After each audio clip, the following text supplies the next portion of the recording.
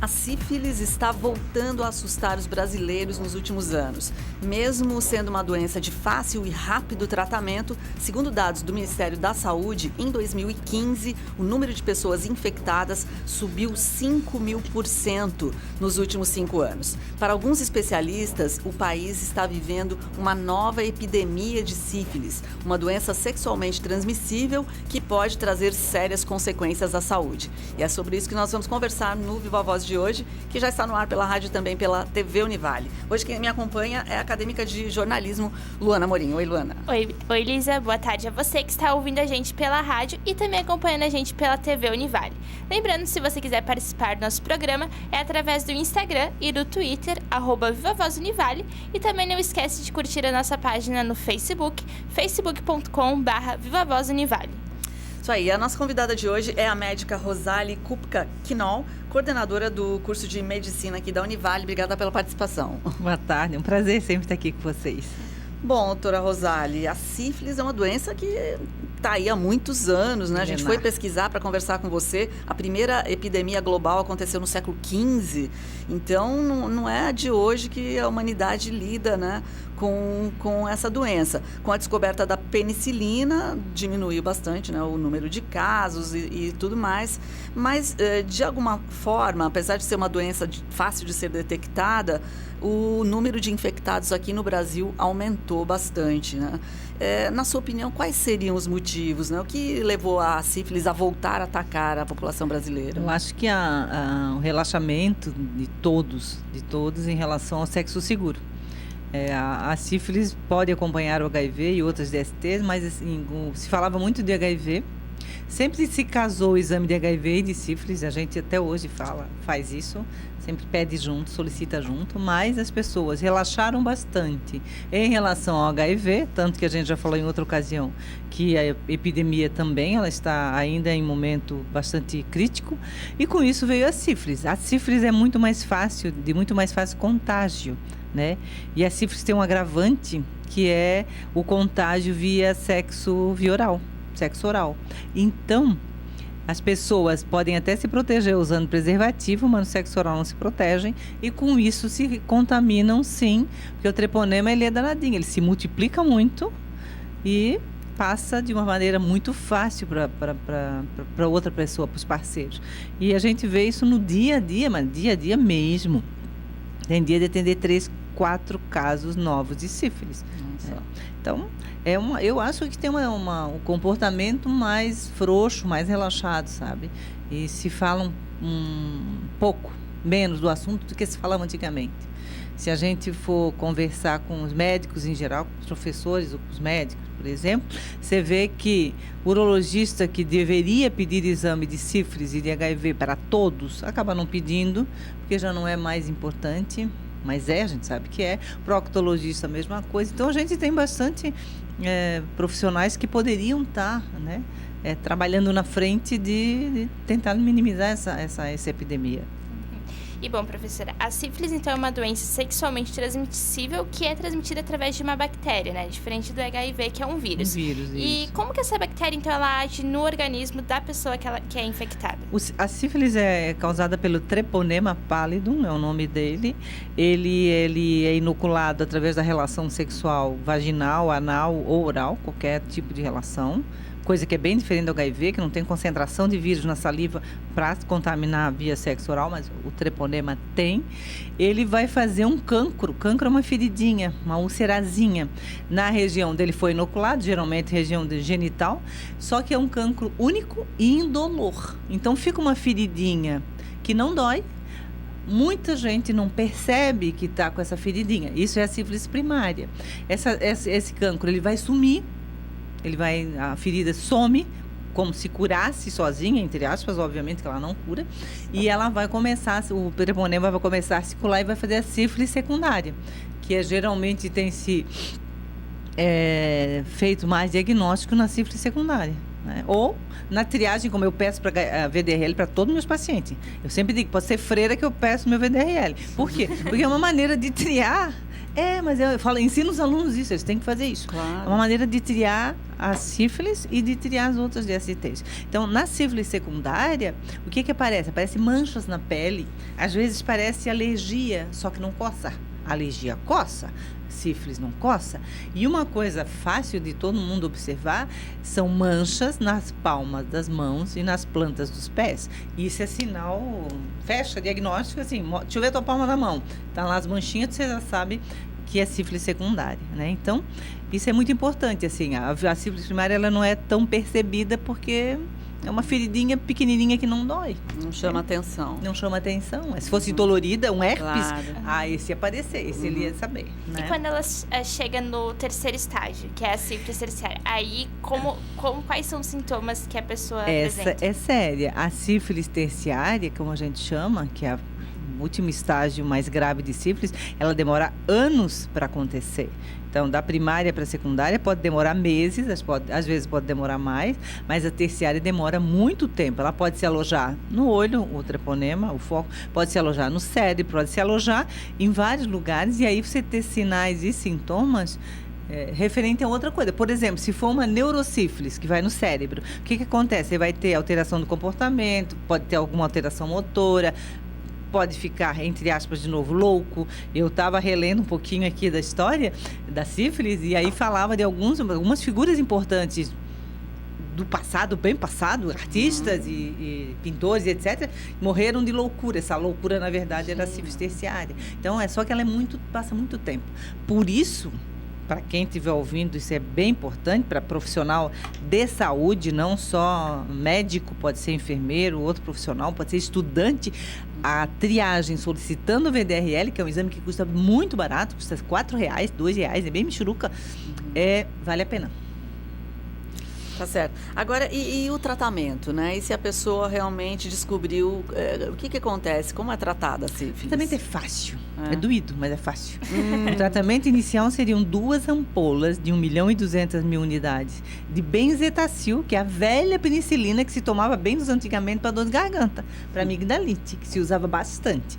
Hoje o uso é bem mais restrito, porque tem antibiótico mais caro, se prescreve mais caro, mas o benzetacil continua sendo o antibiótico de escolha para a sífilis. Então, na sífilis primária, você deve usar a dose única. A dose única não é uma ampola, são 2 ampolas. Cada ampola tem 1.200.000, então você tem que usar 2 ampolas, uma injeção em cada nádega, na mesma hora. Certo. E aí resolveu. Se for uma sífilis latente, ou aquela sífilis que durou mais tempo, que se tornou uma secundária que durou mais tempo, durou meses ou durou até ano, o que você faz? Você faz dose tripla. 3 doses de 2 ampolas cada dose, uma vez por semana. Hoje uma, semana que vem outra, a outra semana outra. Então, não é difícil, é fácil, é baratíssimo. Andou faltando no mercado um tempo atrás, agora, ano passado. Mas está tudo assim, organizado, já tudo em dia e fácil. Tem nas farmácias, tem na rede do sistema, na rede pública, no SUS, para todo mundo. Então, é muito fácil, basta fazer diagnóstico. E bom, além da contaminação através de relações sexuais, é possível pegar sífilis de alguma outra maneira? Olha, tem uma coisa bem grave da sífilis, que é a sífilis congênita. O que é sífilis congênita? É a grávida que está infectada com sífilis, com treponema. Então, a gente faz o VDRL, as gestantes fazem VDRL no mínimo 3 vezes durante a gestação, no começo, no meio e no fim. Mesmo se deu negativo no começo, faz no meio e faz no fim, claro, porque ela vai ter relação desprotegida e pode se contaminar. E no final também, e na hora do parto também. Se faz teste rápido de VDRL e de HIV, se repete, mesmo que tenha já sido feito todas as vezes. O risco é o quê? Essa grávida passar para o bebê na gestação a sífilis. E tem um risco de 70% de chance desse bebê adquirir a sífilis durante a gestação. E isso é muito grave, porque a sífilis no bebê, ela... Se abortar, que bom, porque o neném nasce com muita sequela, né? Ele faz sequela óssea, sequela de pele, sequela cardíaca. Frequentemente se torna inviável o feto. Então, a sífilis congênita é muito grave. Posso ir falando? Claro. Uma coisa interessante, importante, é o quê? Gestante fez o VDRL, deu positivo.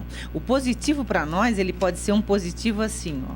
Pode ser, a gente mede assim, 1/1, 1/2, é progressão geométrica, 4, 8 e vai embora.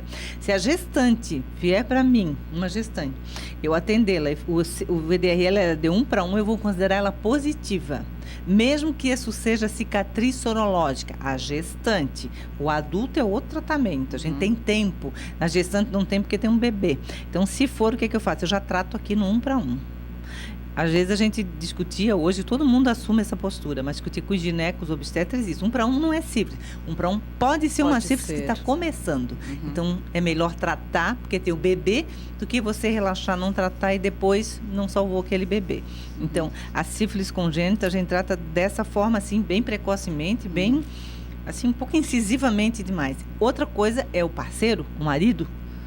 Mulher que tem sífilis na gestação e o marido não foi tratado, a gente considera como sífilis congênita. A gente tem que puxar o parceiro, ou os parceiros, sei lá como é que vai estar a história, o marido, para fazer também o VDRL e também se tratar, que ele pode ser positivo. Então, pode haver reinfecção. Ok. E, professora, nesses casos, falando um pouco também de gestação, quanto que o pré-natal, então, ele é importante para a gente poder detectar se a pessoa tem sífilis? O pré-natal é completamente importante, essencial. Por quê? Porque oportuniza a gestante chegar na unidade de saúde, conversar com o enfermeiro, conversar com o agente de saúde, com qualquer profissional do agente, fazer consulta com o médico, pode ser no programa da saúde da família, na estratégia. Geralmente é lá que começa. Se tiver dificuldade, passa para um serviço especializado, que aqui em Itajaí tem, que é uma professora nossa que está lá. Esse aqui é um serviço com bastante cuidado. Então, é fundamental. Por quê? Porque ela vai fazer o acompanhamento dela de mulher saudável, tomara que seja saudável mesmo, o acompanhamento dela vendo a sífilis, vendo o HIV, vendo a hepatite B, hepatite C, rubéola, toxoplasmose, um monte de doenças, citomegalo. Tem muita infecção na gestação. Teve agora uma jornada dos meninos acadêmica agora em abril, que a Milene foi falar sobre só sífilis na gravidez, que ela é obstetra. Muito legal. Então, tem muita infecção na gravidez que precisa ser prevenida, precisa ser diagnosticada e ser tratada. Então, é fundamental o pré-natal. Acho que é importantíssimo. Achamos aqui, a produção pesquisou e descobriu que realmente a penicilina estava meio em falta, né, no mercado. E por que você acha isso? Porque realmente existem medicamentos mais sofisticados que estão tomando conta desse mercado? Não, no caso da sífilis, não. Fiz uma revisão uma vez que eu fui lá no Hospital Marieta com a Milene e com o Roque, que são os nossos professores, para falar com eles e residentes, nossos alunos, sobre sífilis. Na grávida e depois no bebê. O que a gente faz com esse bebê também, né? O bebê também tem que tomar uma atitude em relação a ele. E a revisão, assim, ela mostra que tem ceftriaxona, que é uma droga injetável, que pode funcionar, a doxaciclina, que pode funcionar, mas o melhor antibiótico, indiscutivelmente, é o benzetacil. Eu já tive a oportunidade de tratar paciente por ter alergia ao benzetacil com outra droga e não fez o mesmo efeito, não negativou a sífilis. Então, se for grávida, deve fazer a dessensibilização, se no caso de alergia, em nível de hospital, tem que ser no hospital, para usar o benzetacil. Que eu acho que acho não. A literatura mostra que é o antibiótico de primeira escolha, é o antibiótico mais eficaz. Mas por que você acha que estava faltando no mercado? Eu não sei, bicho. Faltou PPD, que é uma coisa necessária para a gente fazer diagnóstico de DP, faltou penicilina. Eu acho que é coisa de mercado mesmo, de laboratório, assim, é muito barata, concordo que é muito barata, e... Sabe, eu prefiro fazer isso do que aquele. Durante a pesquisa, em uma das matérias que a gente viu para a produção do roteiro, um dos motivos para que a penicilina tenha diminuído é justamente essa questão do mercado da indústria farmacêutica. Por ser um material tão barato, eles não acham que é tão viável produzir medicamentos com isso. Tanto que agora o Ministério da Saúde está trabalhando para aumentar o preço da penicilina para ver se o mercado volta a produzir esse tipo de medicamento, né? A gente tem uns estrangulamentos ridículos, sabe? Que é uma droga extremamente necessária, de baixo custo. O Brasil tem que produzir. O Brasil produz antiviral, que é uma grana. Produz a benzetacil. A gente produz, mas é que aumentou bastante o uso também, né? Mas eu acho que, eu não tenho dúvida, assim, que teve alguma coisa de indústria no meio, por isso que faltou. E era duro ainda a gente ter que... precisar prescrever e não ter o medicamento. Gente, Com terrível. certeza. Coisas do nosso sistemão. A gente vai para o intervalo, daqui a pouco voltamos a conversar com a professora Rosali Knoll, coordenadora do curso de Medicina aqui da Univale.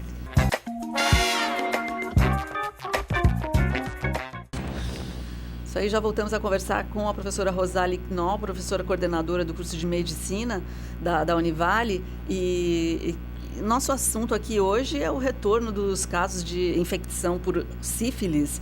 E é essa a nossa conversa aqui no programa de hoje. Então, professora, um dos motivos que são apontados pelo Ministério da Saúde para que a doença tenha voltado aos holofotes é justamente porque a AIDS deixou de assustar o público mais jovem por conta dos vários tratamentos da doença. E segundo dados do IBGE mais recentes, que são de 2012, cerca de 70% dos jovens entre 13 e 15 anos haviam usado camisinha na última relação. Só que no ano passado, esse número ele caiu para 66%. Por que, apesar de tantas informações, os jovens eles vêm deixando de se proteger hoje em dia na hora do sexo? Eu acho que a gente precisava estudar.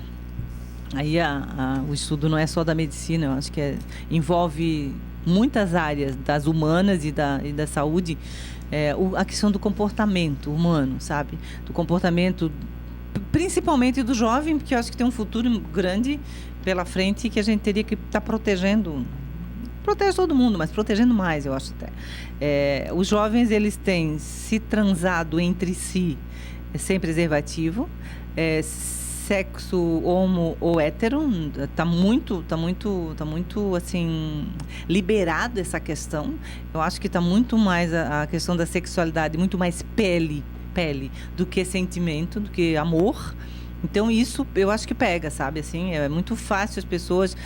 Não sou dessa geração, né? Não sou, então, assim, gostaria de realmente estudar isso e que se estudasse isso, talvez eu pudesse te ajudar, mas, assim, acho que tem uma mudança de comportamento importante na população, principalmente jovem.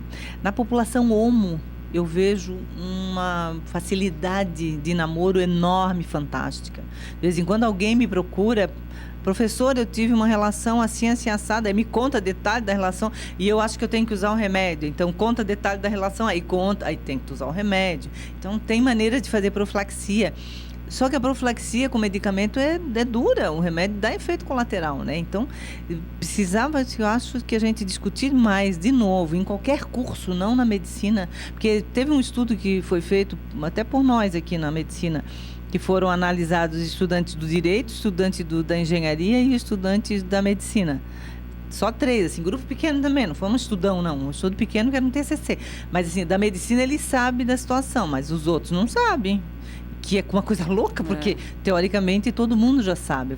O jovem está dentro da universidade, não é o que está sem estudo, é o que está aqui dentro da universidade. Então, acho que falta um pouco de conhecimento. Primeiro, também aquela coisa arrogante, entre aspas, eu em mim não pega e eu sei tudo, que a gente tem disso, né? Que a gente não pega.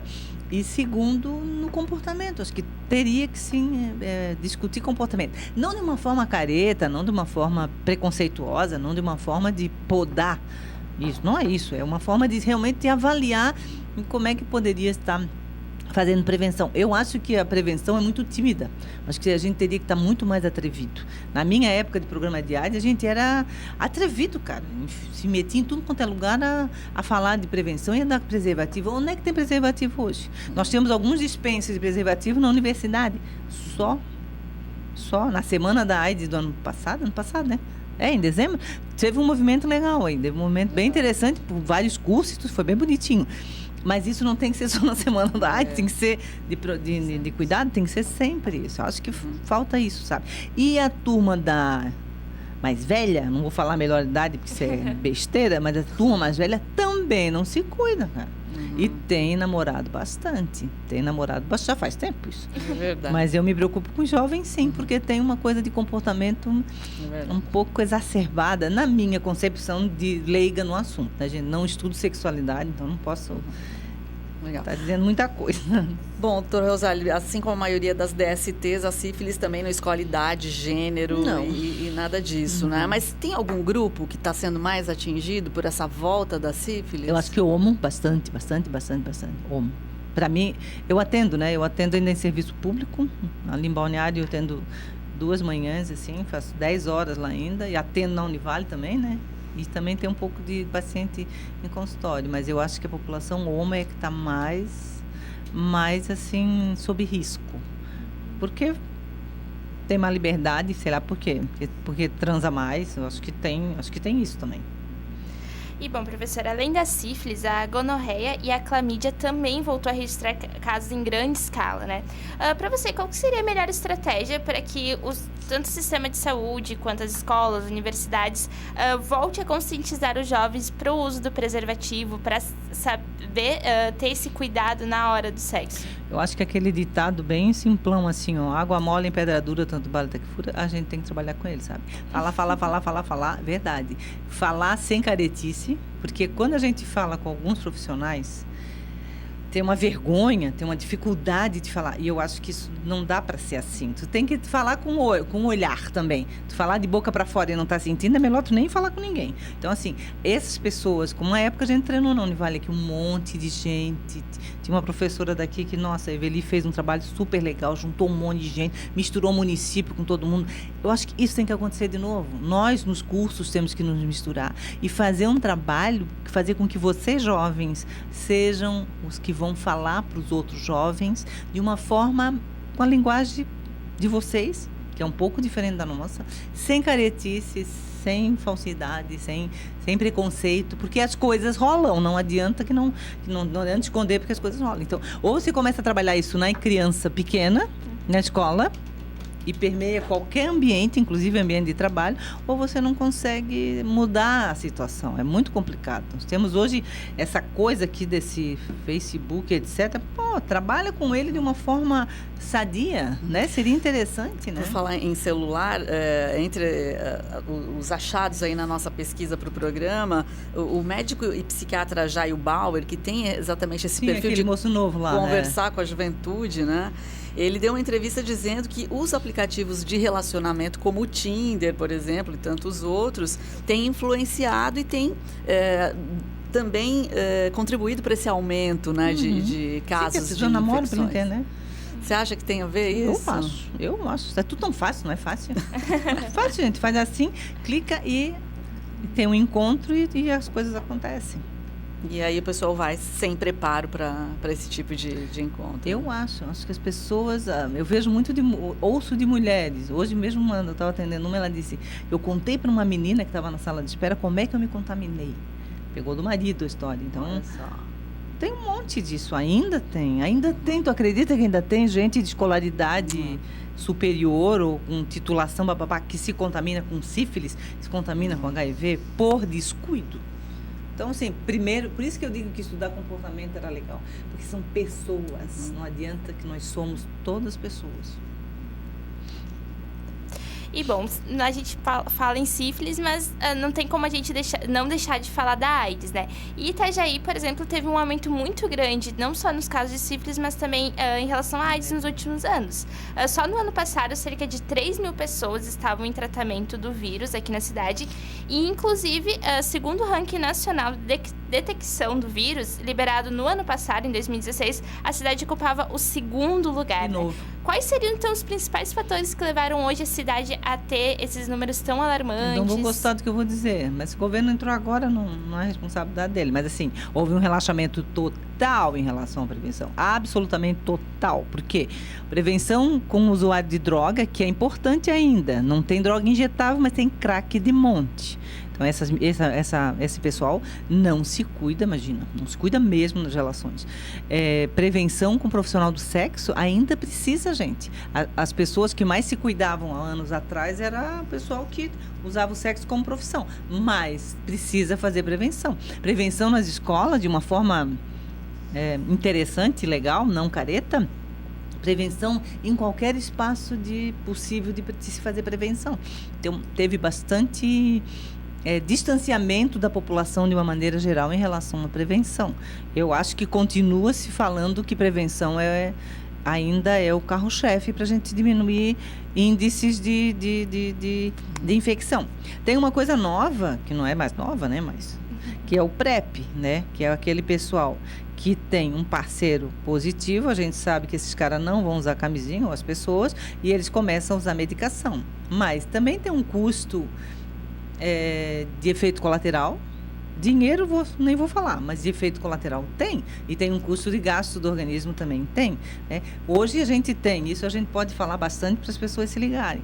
Qualquer relação, acidente de percurso, como eu chamo, uma relação desprotegida ou rompeu o preservativo, vai na unidade de saúde, pode ser no hospital, pode ser na nossa unidade de saúde aqui da Univale, pode ser no Sered, pode ser numa unidade de saúde. Eu tive uma relação desprotegida, eu preciso de cuidado. O que é o cuidado? É tomar medicação contra um coquetel.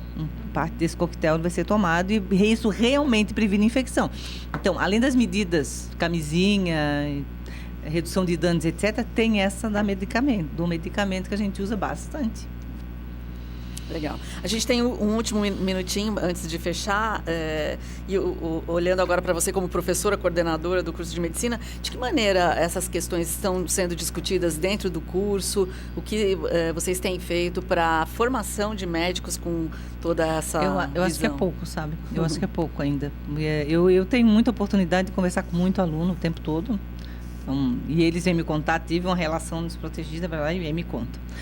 Acho que tem algumas oportunidades em algumas disciplinas, tipo com a Clarice no ambulatório, quando eles falam de biossegurança, que é interessante, porque isso não tem como não falar também de sexo seguro, né? Tipo algumas outras disciplinas, né? E a gente tem percebido no curso de medicina a necessidade de se fazer um trabalho muito mais intenso em relação à saúde dos nossos alunos, que não é só da medicina, mas como eu estou na medicina, eu vou focar na medicina. Mas, assim, precisa a saúde mental deles e a saúde física, assim, em relação à prevenção. Acho que a gente tem que fazer muito mais. Assim, permeia algumas disciplinas, mas eu acho que ainda é pouco, bem pouco. Tá certo, a gente quer agradecer mais uma vez a sua participação aqui.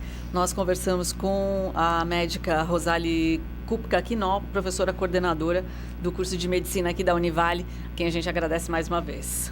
Isso aí, obrigada, professora, e também obrigada a você que nos acompanhou pela rádio e pela TV Univale. E a gente se vê, então, no próximo programa. Até lá! Tchau!